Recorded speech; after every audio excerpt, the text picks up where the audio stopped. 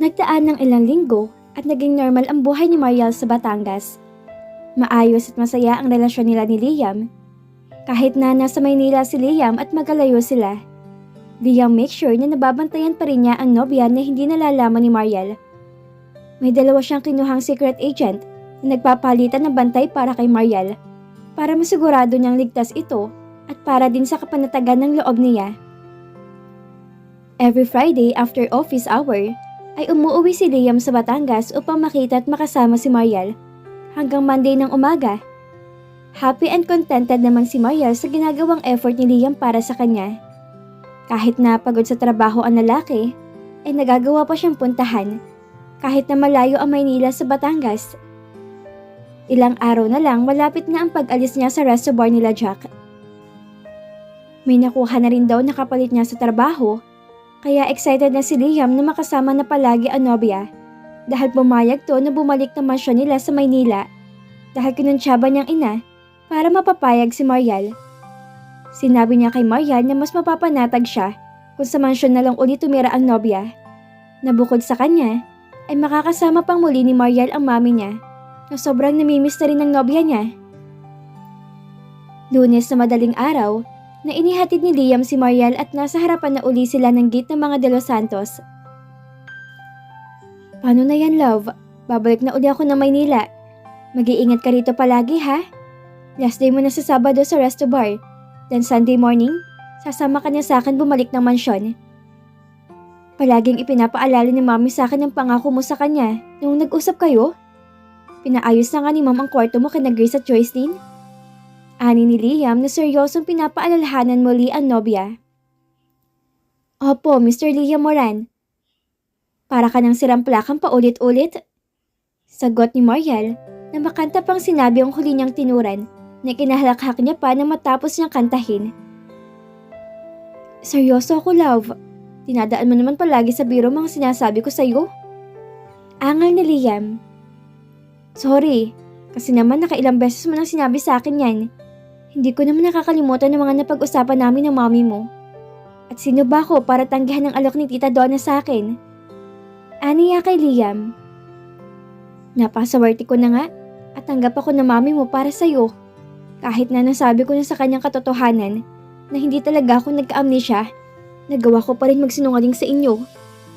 Ani ni Mariel kay Liam na mataman lang nakikinig sa kanya.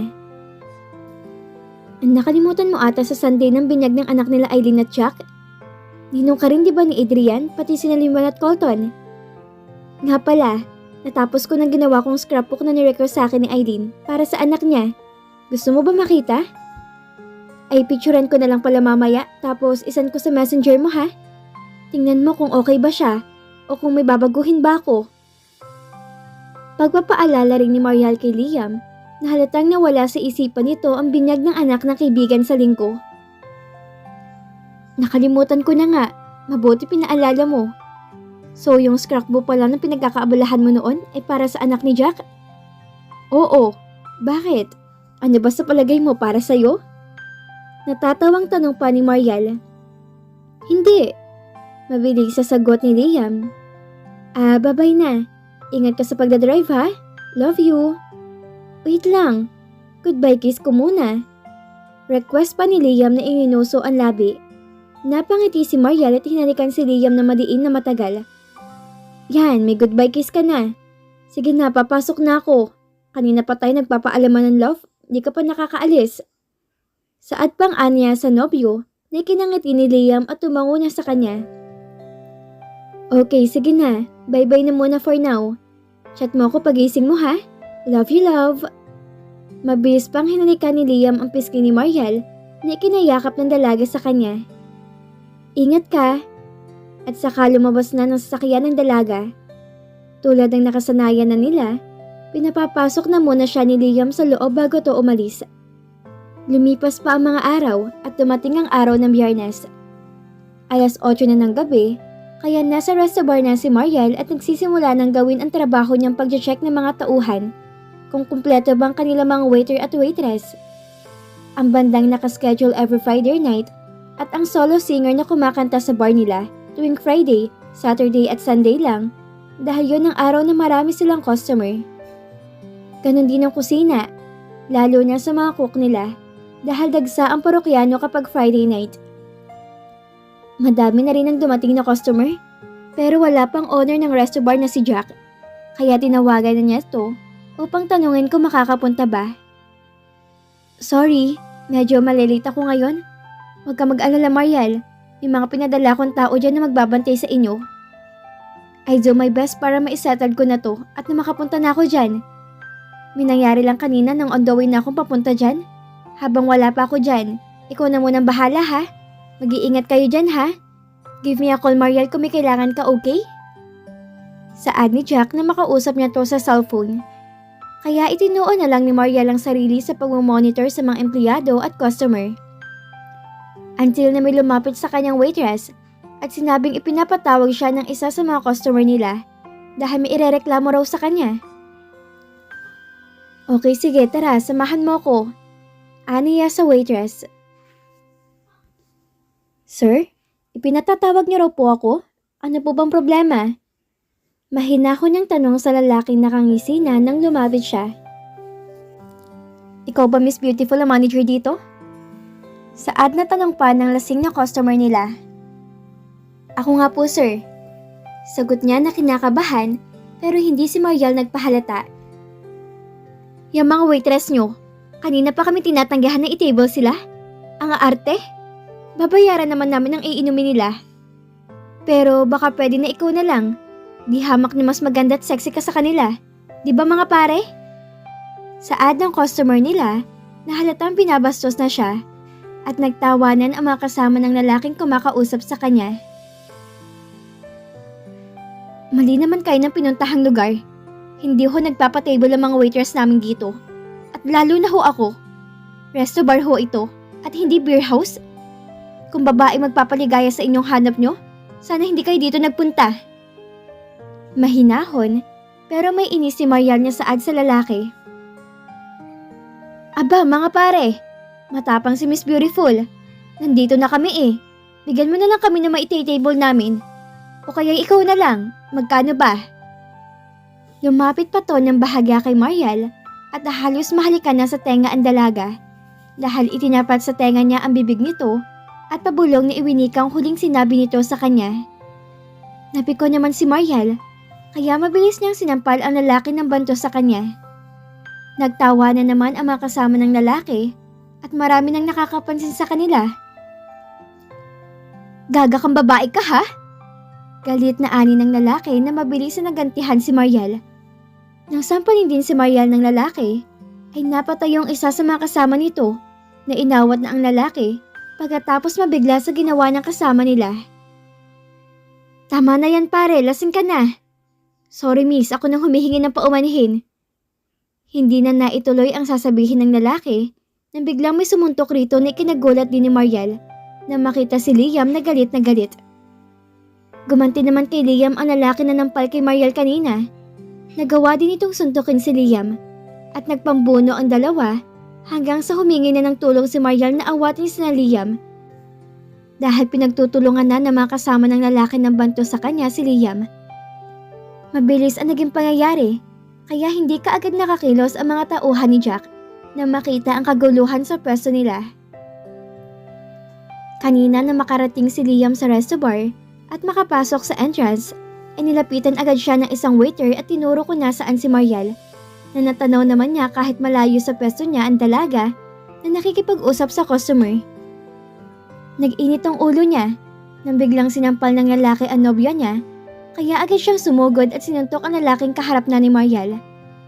Naawat din agad sila ng mga tao ni Jack, pero nadihado si Liam dahil 4 na lalaki ang nagtulungan na bugbugin siya. Liam, ayos ka lang ba? Nag-aalalang tanong ni Mariel sa nobyo after na maawat sina Liam. Tumango naman si Liam sa kanya at nagpatulong siyang dalhin ang boyfriend sa opisina ni Jack at doon sa mahabang sofa pinaupo at saka siya naghanap ng first aid kit dahil pumutok ang labi ng nobyo at nagkapasa ang mukha nito. Habang ang mga lalaki na kasali sa gulo ay ipinadala ni Mariel sa presinto sa mga tauhan ni Jack dahil yun ang utos ng amo nila sa kanila nang malaman nito ang nangyari sa resto bar.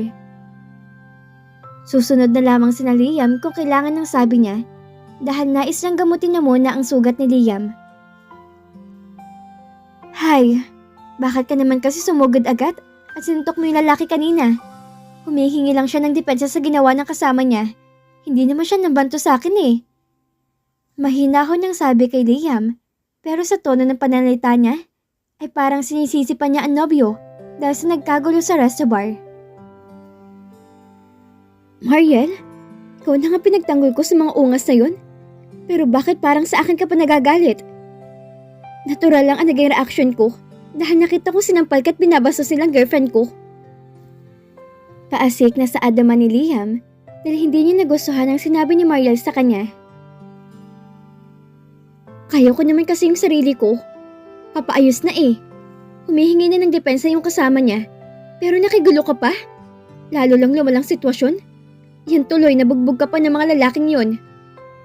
Sa ate Mariel na may bahagyang inis nararamdaman para sa nobyo. Ouch! Aray ko naman! Dahan-dahan naman! Naiinis ka sa ginawa ko? Pero sa mga nambastos sa'yo kanina, parang pinagtanggol mo pa. Bakit Mariel? Gusto mo ba yung binabastos ka? Ako na lang babastos sa'yo kung gusto mo. Ani ni Liam na mainit ang ulo dahil sa hindi na sila magkaintindihan ni Mariel. Nagpanting ang tenga ni Mariel sa sinaad ni Liam, kaya sinamaan niya ng tingin ang nobyo at ibinato sa dibdib nito ang bulak na may betadine na ipinapahid niya sa mga natamong sugat nito sa mukha. Gamutin mo yung sarili mo? Wika niya at nag-walk out. Lumabas siya ng opisina ni Jack at nagtungo sa ladies' room at doon hinayaan na tumulo ang luha niya. Nasaktan siya sa mga sinabi sa kanya ni Liam. Ayaw na niyang pahabain pang agrumento nila dahil baka hindi siya makapagpigil at makapagbitaw pa siya ng salitang pagsisisihan din niya pagkatapos. Nang mag-walk out si Mariel, sakalang na-realize si Liam ang nagawa niya. Napasanda na lang siya sa pagkakaupo sa mahabang sofa at ipinikit ang mga mata at nag-ilang beses naghingang malalim. Ilang minuto na hindi pa siya binabalikan ng nobya. Gusto man niyang sundan ng dalaga ay nahihirapan siyang kumilos dahil masakit ang kanyang katawan, lalo na sa parting tagiliran. Naisipan niyang tawagan sa cellphone si Mariel, pero ilang ring pa lang ay nag-decline na to na pagtawag niya. Napabuntong hininga siya at muling tinawagan ng nobya pero nakapatay na ang phone nito. Naman Mariel, please answer the phone. Naiirita na niyang sambit dahil sa hindi niya makausap ang nobya na alam niyang galit sa kanya. Napupustrate siya sa nangyayari sa kanilang dalawa ni Mariel. Naalala niya sa De Guzman na isa sa dalawang inutusan niyang bantayan si Mariel. Mabilis niyang kinontak ang lalaki. Nasaan ka, De Guzman? Seryoso ni Liam na tanong sa kausap nang sagutin na nito ang cellphone niya. Narito pa rin ako sa loob ng resto bar, Mr. Moran. Nakita ko nangyari kanina at isa ako sa mga umawat sa inyo. Naunahan mo lang ako lumapit kina Ma'am Mariel, kaya nagmasid na lang ako. Nasaan ang girlfriend ko ngayon, De Guzman? Andyan ba siya? Nasa ladies room, Mr. Moran. Paglabas niya sa opisina, dumiretso roon at hanggang ngayon hindi pa rin lumalabas. Nakita ko siya nagpapahid ng luha bago pumasok sa banyo ng mga babae. Huwag mong iaalis ang mga mata mo sa kanya, De Guzman. Yun lang ang sinabi ni Liam at kinansela na ang tawag. Humugot muli na malalim na paghinga si Liam at nagpa siyang hintay na lang ang nobya na balikan siya. Ilang minuto pa ang lumipas na mag-decide si Mariel na balikan na si Liam sa opisina ni Jack. Kahit na masama ang loob niya sa nobyo, ay hindi pa rin niya kayang tiisin ng lalaki. Pagbukas ng pinto at pasok pa lang ni Mariel, ay nagkatitigan agad sila ni Liam sa mata na agad ding ikinaiwas ng dalaga. I'm sorry, love. Ani Liam na muling ikinatingin ni Mariel sa mukha ng nobyo na nakita niyang sinserong paghingi nito sa kanya ng tawad. Lumapit si Mariel kay Liam at umupo sa tabi nito. Dinampot niya ang bote ng alkohol at bulak na sinimulan uli ng paglilinis sa sugat ni Liam. Sorry din, bukas hindi na ako papasok. Ayoko maulit pa nangyari kanina. Alam kong pinoprotektahan mo lang ako kaya nagawa mo makipagbasag ulo. Ayaw mo nang babastos ako. Ayoko rin masasaktan ka, Liam. Pahayag ni Mariel na ikinangiti na ni Liam. Bati na tayo? Tanong ni Liam kay Mariel na itinango-tango ang ulo at ngumiti na rin sa nobyo. Binitawan ni Mariel ang bulak na may alkohol at umayos ng upo sa tabi ni Liam. Inihilig na niya ang ulo sa balikat ng nobyo at idinantay ni Liam ang ulo sa ulo ng dalaga habang nakapikit. I love you, Mariel. Ani pa ni Liam. Kinabukasan ay magkasama sila nagpunta sa bahay nila Jack para maibigay na ni Mariel ang scrapbook na pinagawa sa kanya ni Eileen at kausapin na rin si Jack. Nagpaalam na si Mariel na hindi na papasok mamaya sa resto bar na dapat ay last day na rin sana niya. May nakuha naman ng bagong papalit sa kanya na magsisimula din mamayang gabi na inirefer ni Lemuel. At dahil nasa bahay na sila ni na Mayor, ay in-invite na sila ng ina ni Jack na magmerienda. Binigyan muna ni Liam ng time si Mariel na makipagbanding kay Eileen. Nakipagkwentuhan muna si Mariel at nakipaglaro na rin kay Adrian na anak ni na Jack at Eileen. At bago siya magpaalam na aalis na, sinabi niya kay Eileen ang plano niya. Nababalik na Manila at doon siya titira sa bahay ni Liam na akaling makikipag-live-in na siya kay Liam. Na sinabi niyang hindi ganun ang magiging setup nila ni Liam. Na sinabi pa sa kanya na ganun na rin daw yun. Kaya nagkibit-balikat na lamang siya at hindi na nakipagtalo pa. Si Jack at Liam naman ay magkasama sa labas ng bahay at doon nag-usap. Seryosohan na ba yan, Liam? Tanong ni Jack nagpapunot noo kay Liam. Kailan ba ako hindi naging seryoso? Kilala mo ako, Jack. Hindi ako pumapasok sa isang relasyon ng hindi sigurado. Ilang months na lang din, magbababa ang luksana kay Almira. Plano mo bang pakasalan agad si Mariel? Usisa pang tanong ni Jack. Sa ngayon, hindi pa namin napag-uusapan yung bagay na yan, Brad. Pero sigurado akong doon din kami tutungo. May intindihan naman siguro ni Mariel kung hindi pa muna kami magpapakasal agad-agad. Ani pa ni Liam sa kaibigan. Malay natin, isa ka na Limel o Colton ang malapit na. Palagay ko tinamaan na rin si Colton, hindi pa lang niya napapansin. Pagchichismis pa ni Jack sa kanya na ikinailing niya. Napapansin mo rin pala kay Colton na nakikita ko sa kanya? Wika niya. Paano hindi?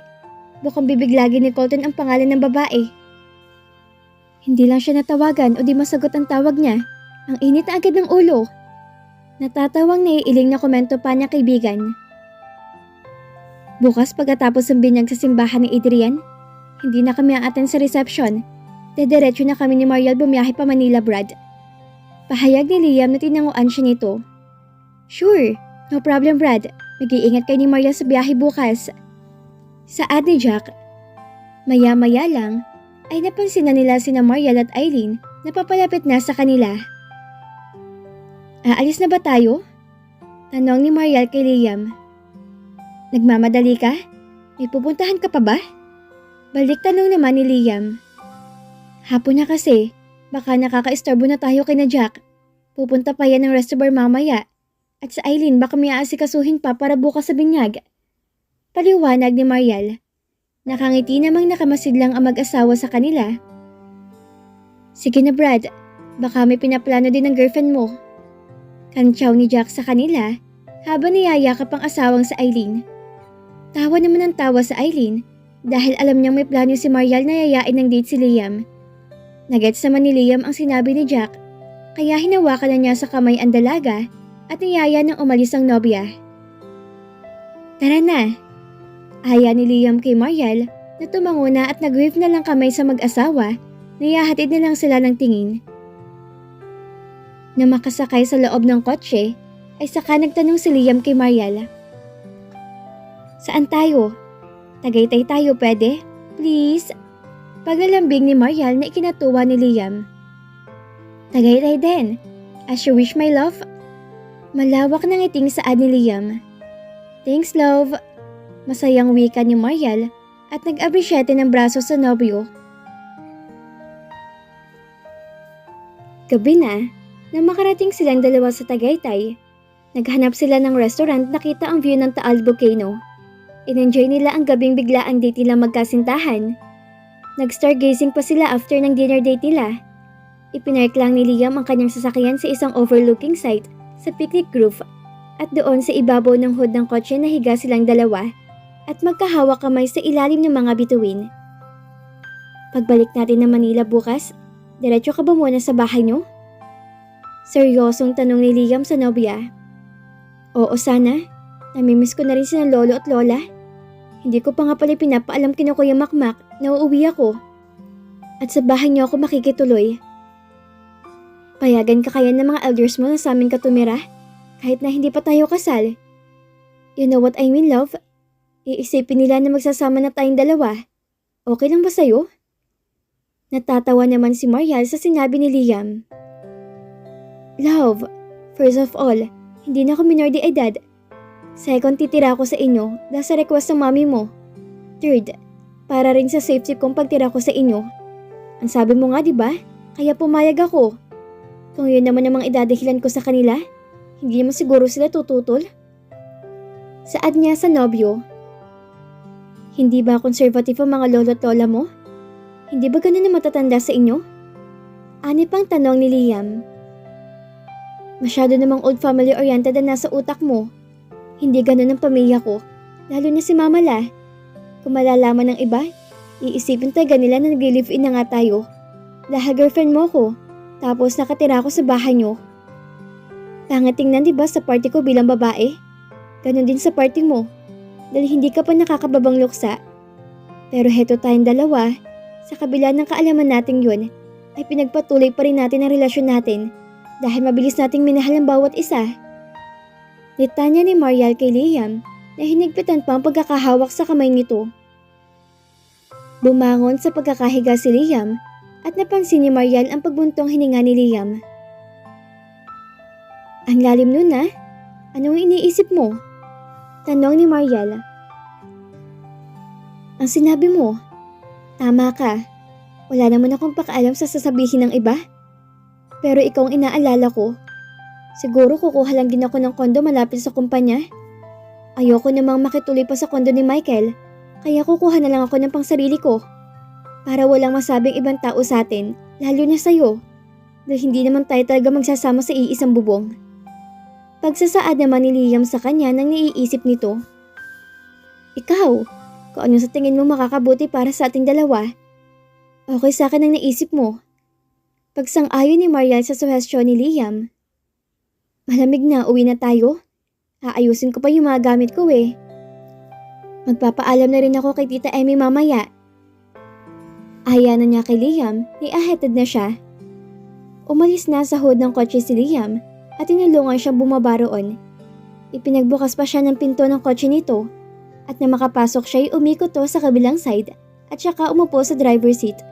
At bago pa pina-under ni Liam ang makina, ay hinalikan siya sa labi ng nobya na dapat ay matagal ng dampila na nagpaakit naman sa mga mata ni Marial at hindi na napigilan ang sariling hindi halikan ang nobyo. At nang igalaw ni Marial ang labi niya, ay naglikot na rin ang labi ni Liam hanggang sa tumagal ng halikan nilang iyon. Naidantay na ni Marial ang mga braso niya sa magkabilang balikat ni Liam at napayakap naman si Liam sa katawan ni Marial. They've kissed passionately at para bang wala nang gustong bumitaw sa kanila hanggang sa parehos na silang maubusan ng hininga. Nagkatinginan silang dalawa at pareho ring natatawa sa kanilang ginawa.